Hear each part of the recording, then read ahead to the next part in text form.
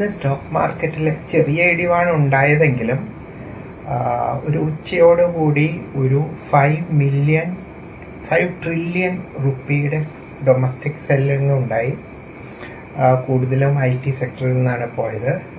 അത് തിരികെ എടുത്തത് SBI, ICICI, HDFC തുടങ്ങിയ ബാങ്കിങ് സെക്ടറിൽ നിന്നാണ്. ഇവിടെ കണ്ട ഒരു കാര്യം,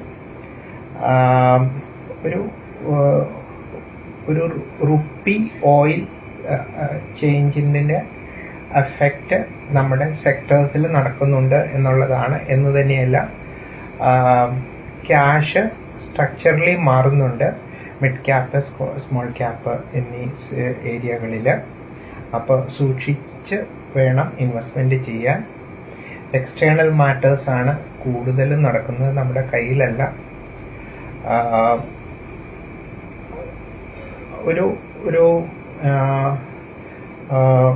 ക്വിക്ക് റിട്ടേണിന് വേണ്ടിയിട്ട് ഈ അവസരത്തിൽ നമ്മൾ ഫണ്ട് ഉപയോഗിച്ചാൽ അത് ഫെയർ ബാക്ക് ചെയ്യുക.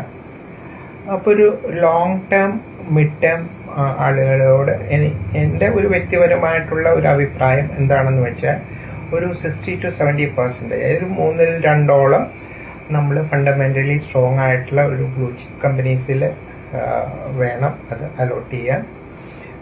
പിന്നെ ഓവർ വാല്യൂഡ് സ്റ്റോക്സിൽ നിന്ന് മാറി നിൽക്കുക, അല്ലെങ്കിൽ പ്രോഫിറ്റ് ബുക്കിംഗ് ചെയ്ത് അല്ലെങ്കിൽ സെൽ ഔട്ട് ചെയ്ത് മാറുക എന്നുള്ളതാണ് എനിക്ക് തോന്നുന്നത്. ഇടയ്ക്ക് വരുന്ന ഡ്രോപ്സ് അത് ഫണ്ടമെൻ്റലി ഉള്ള കാരണം കൊണ്ടല്ലെങ്കിൽ അത് ഒരു ഓപ്പർച്യൂണിറ്റി ആയിട്ട് നല്ല വാല്യുവേഷനിലുള്ള സ്റ്റോക്സ് അക്യുമുലേറ്റ് ചെയ്യാൻ ശ്രമിക്കുക.